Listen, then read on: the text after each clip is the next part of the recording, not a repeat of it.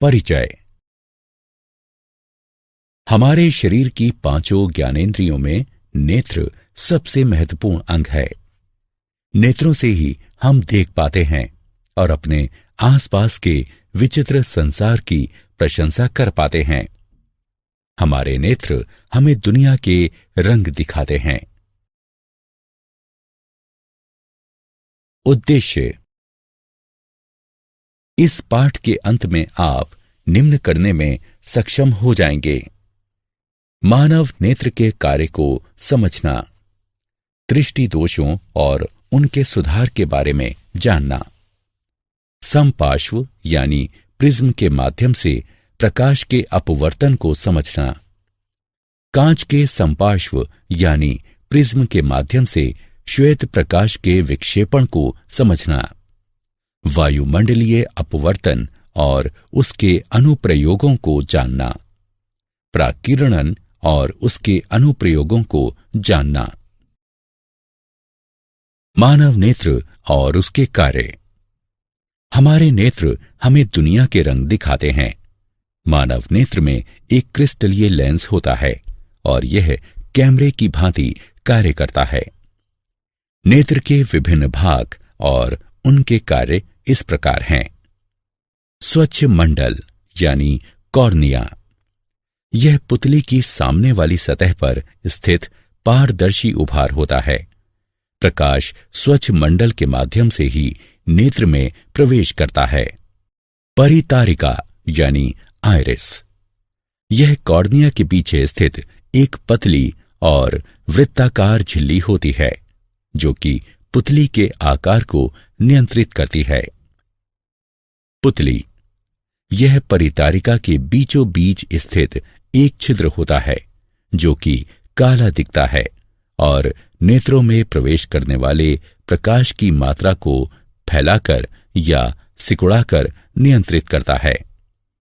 दृष्टि पटल यानी रेटिना, यह एक बेहद पतली झिल्ली है जो कि एक पर्दे यानी स्क्रीन की भांति कार्य करती है। अभिनेत्र लेंस रेटिना पर किसी वस्तु का वास्तविक तथा उल्टा प्रतिबिंब बनाता है।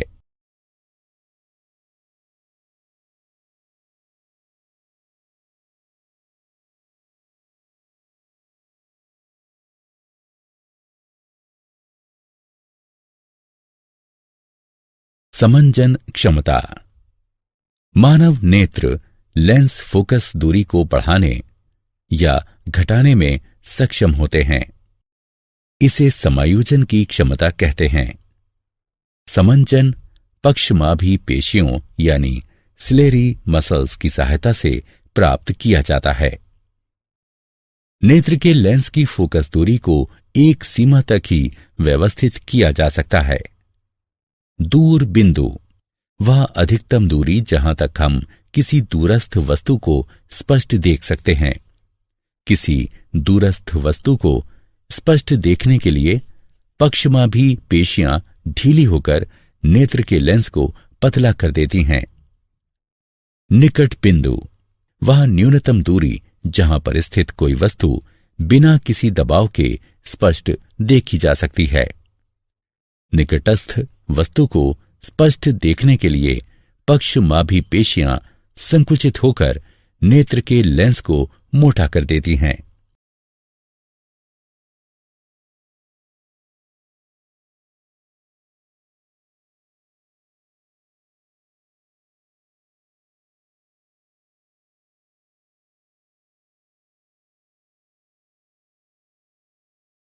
दृष्टि दोष और उनके सुधार। कुछ अपरिवर्तनीय दोषों के कारण नेत्र अपनी समंजन क्षमता खो देते हैं। ऐसे दोष 3 प्रकार के हैं: मायोपिया या निकट दृष्टि दोष। इस प्रकार के दोष से ग्रस्त व्यक्ति निकट की वस्तु को स्पष्ट नहीं देख सकता। वस्तु का प्रतिबिंब रेटिना के सामने बनता है। ऐसा या तो नेत्र गोलक के दीर्घीकरण के कारण होता है या नेत्र लेंस की अत्यधिक वक्रता के कारण।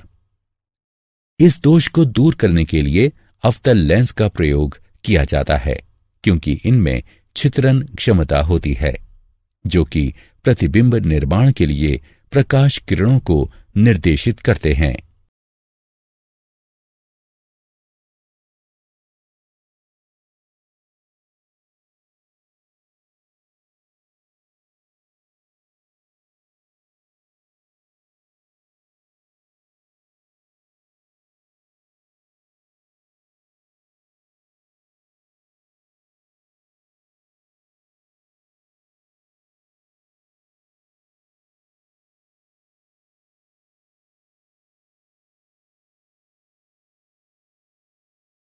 दीर्घ दृष्टि दोष और उसका सुधार। हाइपरमेट्रोपिया या दूर दृष्टि दोष। इस प्रकाश के दोष से ग्रस्त व्यक्ति दूरस्थ वस्तुओं को स्पष्ट नहीं देख पाता है। इसमें नेत्र लेंस के द्वारा प्रकाश किरणों का प्रतिबिंब रेटिना के पीछे बनाया जाता है। ऐसा या तो नेत्र लेंस की केंद्रीय लंबाई की वृद्धि के कारण होता है या नेत्र गोलक के आकार में कमी के कारण। इस दोष को सुधारने के लिए उत्तल लेंस का प्रयोग किया जा सकता है, जो कि प्रकाश किरणों को रेटिना पर अभिमुख करता है, जिससे प्रतिबिंबीकरण होता है और व्यक्ति दूरस्थ वस्तु को स्पष्ट देख पाता है।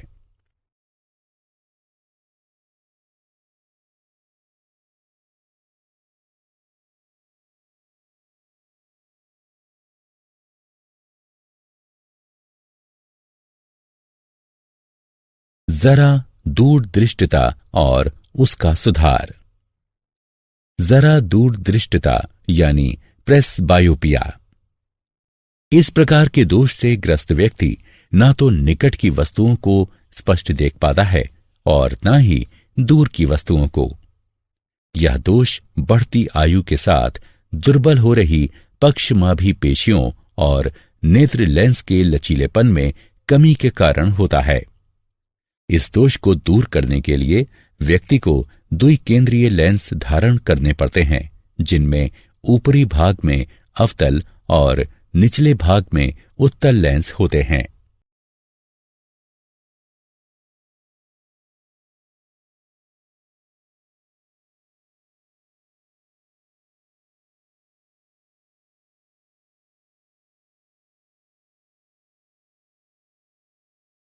समपार्श्व यानी प्रिज्म के माध्यम से प्रकाश का अपवर्तन। एक माध्यम से दूसरे माध्यम की ओर यात्रा करते समय प्रकाश के झुकाव को अपवर्तन कहते हैं। इस खंड में हम समपार्श्व यानी प्रिज्म के माध्यम से प्रकाश के अपवर्तन की घटना पर चर्चा करेंगे। समपार्श्व यानी प्रिज्म दो त्रिकोणीय आधारों और तीन चौकोर तलों वाली ठोस आकृति है। प्रत्येक तल के मध्य का कोण समपार्श्व कोण कहलाता है। एक रंग के प्रकाश की किरण एक कांच के प्रिज्म पर आपतित होती है और अभिलंब की ओर मुड़कर हवा से कांच में प्रवेश करती है। इसके पश्चात सीधे गमन करते हुए यह अभिलंब से दूर कांच से हवा में प्रवेश करती है। आपतित किरण और अपवर्तित किरण एक कोण पर है, जो विचलन कोण कहलाता है। कांच के समपार्श्व के द्वारा श्वेत प्रकाश का विक्षेपण। अब हम इस पर चर्चा करेंगे कि यदि हम कांच के समपार्श्व पर श्वेत प्रकाश संयोजित करें तो क्या होगा। जब कांच के समपार्श्व यानी प्रिज्म पर श्वेत प्रकाश डाला जाता है तो यह 7 रंगों में विखंडित हो जाता है। बैगनी, गहरा नीला, नीला, हरा, पीला, नारंगी और लाल। इस घटना को श्वेत प्रकाश का विक्षेपण कहते हैं। विक्षेपण का कारण। श्वेत प्रकाश 7 विभिन्न आवृत्तियों पर आधारित होता है, जो कि एक भिन्न रंग के अनुरूप होती हैं। प्रत्येक रंग का विचलन कोण भिन्न होता है, जिसके कारण प्रत्येक रंग एक भिन्न कोण पर झुकता है और हमें रंगों का एक समूह दिखाई देता है, जिसे विबग्योर यानी इंद्रधनुष कहते हैं।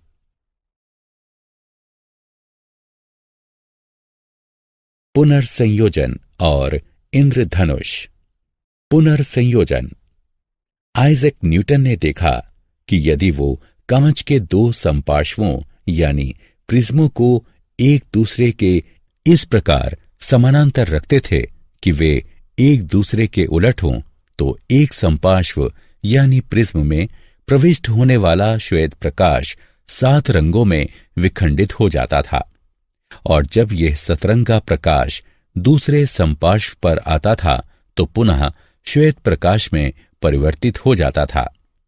इसे ही पुनर्संयोजन कहा जाता है। हम सबको वर्षा के पश्चात इंद्रधनुष का दृश्य देखना अच्छा लगता है। यह एक प्राकृतिक घटना है जो कि प्राकीर्णन का परिणाम होती है।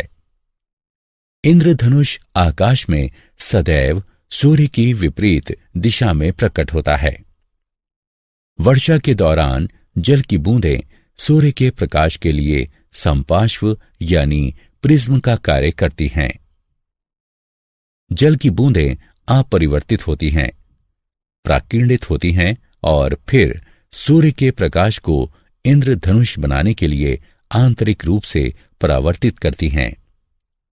पुनर्संयोजन ऐसी घटना है जो कि विक्षेपण का विलोम है।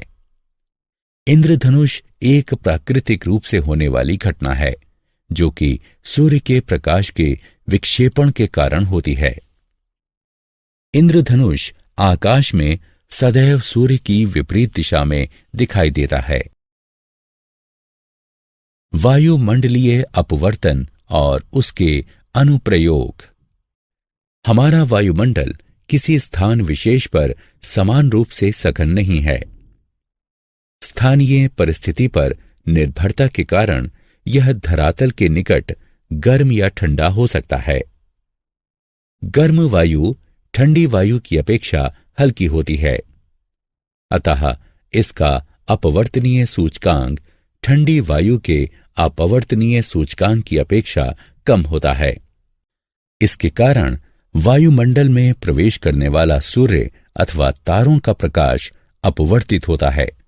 इसे वायुमंडलीय अपवर्तन के नाम से जाना जाता है। तारों का टिमटिमाना वायुमंडलीय अपवर्तन का एक उदाहरण है। तारों से आ रहा प्रकाश जैसे ही वायुमंडल से होकर गुजरता है, तारे की वास्तविक स्थिति की अपेक्षा उसकी सामान्य और आभासी स्थिति दिखाई देती है।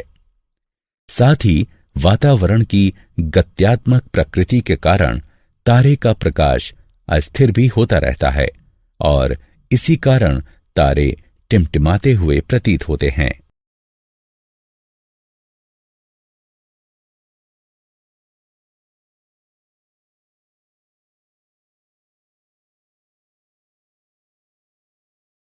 हमारे हिसाब से सूर्योदय तब होता है जब सूर्य क्षितिज से ऊपर आता है। जब सूर्य क्षितिज से नीचे होता है तब वायुमंडलीय परतों के घनत्व में अंतर के कारण सूर्य का प्रकाश वायुमंडल में प्रविष्ट होते हुए अपवर्तित होता है। इसके कारण सूर्य क्षितिज के ऊपर दिखाई देता है और सूर्य के वास्तव में क्षितिज पर पहुंचने से 2 मिनट पूर्व हम सूर्योदय देखते हैं। इसी प्रकार वायुमंडलीय अपवर्तन के कारण ही सूर्यास्त हमें 2 मिनट देर से दिखाई देता है। प्रकाश का प्राकीर्णन और उसके अनुप्रयोग। वायुमंडल से होकर गुजरने के दौरान धूल कणों और वायु अणुओं के द्वारा प्रकाश फैल जाता है। इसे प्रकाश का प्राकीर्णन कहा जाता है। प्राकीर्णित प्रकाश का रंग प्राकीर्णित हो रहे अणुओं के आकार पर निर्भर करता है। टिंडल प्रभाव। जब प्रकाश किसी कलीलीय घोल पर डाला जाता है तो वह कलीलीय कणों के द्वारा प्राकीर्णित हो जाता है और इस कारण प्रकाश पथ दिखाई देने लगता है। इसे टिंडल प्रभाव कहते हैं। जैसे किसी अंधेरे कमरे में जब एक छिद्र बनाया जाता है और प्रकाश को उसमें से गुजारा जाता है, तब हम प्रकाश पथ और धूल के उन कणों को स्पष्टता देख पाते हैं जिन्हें साधारण परिस्थितियों में वायु में नहीं देखा जा सकता।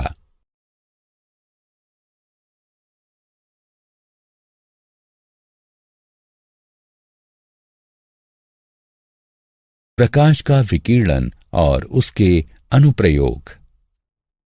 प्रकाश के विकिरण के उदाहरण निम्नलिखित हैं। आकाश का रंग। जब सूर्य का प्रकाश वायुमंडल से होकर गुजरता है तो अन्य रंगों की अपेक्षा नीला प्रकाश अधिक विकिरणित हो जाता है, क्योंकि नीले रंग का तरंगदैर्घ्य वायुमंडल के अच्छे कणों के द्वारा विकिरणित होने के अनुकूलतम होता है। अतः नीला रंग हम तक पहुंचता है और आकाश हमें नीला दिखाई देता है। इसका अर्थ यह हुआ कि यदि धरती का वायुमंडल न होता तो आकाश हमें काला दिखाई देता। सूर्योदय और सूर्यास्त के समय सूर्य का रंग। सूर्योदय या सूर्यास्त के समय सूर्य का प्रकाश अधिक दूरी तय करता है, अतः कम तरंगदैर्घ्य होने के कारण नीला रंग विकिरणित हो जाता है और हम तक केवल लाल रंग पहुंचता है। सर्वाधिक लंबे तरंगदैर्घ्य के कारण, अतः सूर्योदय और सूर्यास्त के समय सूर्य रक्ताभ प्रतीत होता है। क्या आप जानते हैं मनुष्य की दृष्टि का क्षैतिज क्षेत्र एक आंख से लगभग 150 डायोप्टर और दोनों आंखों से लगभग 180 डायोप्टर होता है। किसी तारे का टिमटिमाना उसके प्रकाश के वायुमंडलीय अपवर्तन के कारण होता है। वायुमंडलीय अपवर्तन के कारण सूर्य हमें सूर्योदय के वास्तविक समय से लगभग 2 मिनट पूर्व और सूर्यास्त के वास्तविक समय से लगभग 2 मिनट पश्चात तक दिखाई देता है। प्यूपिल अपना आकार प्रबल मनोवेगों के प्रभाव के कारण भी बढ़ा सकता है। नीली आंखों वाले भूरी आंखों वालों की अपेक्षा ज्यादा बेहतर देखते हैं। आइरिस के रंग का दृष्टि तीक्ष्णता से कोई संबंध नहीं है। मनुष्य की आंख मूलतः 3 रंग देखती है, लाल, हरा और नीला। ये मूल रंग हैं। श्वेत रंग इन तीनों रंगों का संयोजन है। काला रंग इनके अभाव स्वरूप है। पीला, बैगनी और हल्का बैगनी रंग 2 मूल रंगों के संयोजन से बनता है। इन्हें द्वितीयक रंग कहते हैं। कुत्ते लाल और हरे रंगों के मध्य अंतर नहीं कर सकते। साधारण मनुष्य 1 मिनट में 12 बार पलकें झपकाता है, यानी कि प्रतिदिन औसतन लगभग 10,000 बार।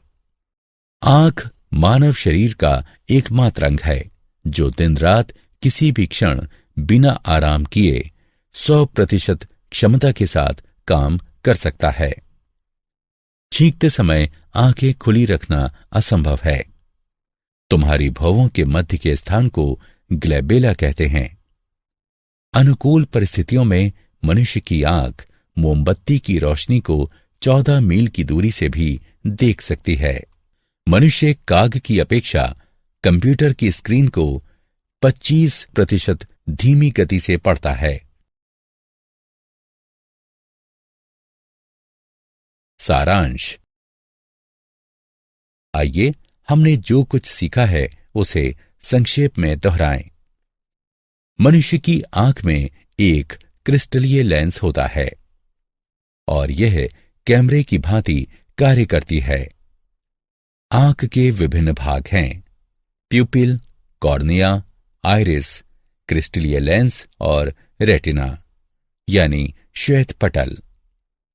मनुष्य की आंख के लेंस में केंद्रीय दूरी घटाने और बढ़ाने की क्षमता होती है। इसे समायोजन कहते हैं। मोतियाबिंद। यह एक नेत्र रोग है जिसमें आंख के लेंस की पारदर्शिता समाप्त हो जाती है, जिसके कारण आंशिक या संपूर्ण दृष्टिहीनता आ जाती है। इसे शल्य क्रिया के द्वारा ठीक किया जा सकता है। समपार्श्व यानी प्रिज्म 2 त्रिकोणीय आधारों और 3 चौकोर तलों वाली ठोस आकृति है। प्रत्येक तल के मध्य का कोण समपार्श्व कोण कहलाता है।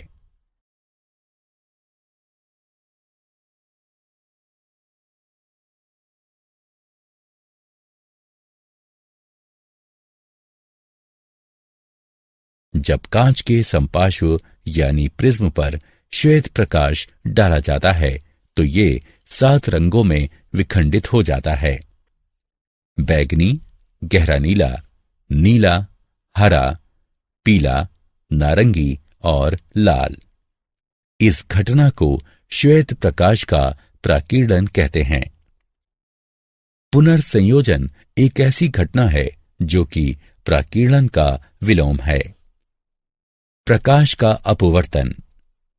जब प्रकाश वायुमंडल की विभिन्न परतों से होकर गुजरता है तो वायुमंडलीय अपवर्तन कहलाता है। टिंडल प्रभाव। जब प्रकाश किसी कलीलीय घोल पर डाला जाता है तो वो कलीलीय कणों के द्वारा प्राकीर्णित हो जाता है और इस कारण प्रकाश पथ दिखाई देने लगता है। प्राकीर्णन। जब प्रकाश वायुमंडल से होकर गुजरता है तो ये धूल कणों और अन्य वायु कणों के द्वारा फैल जाता है।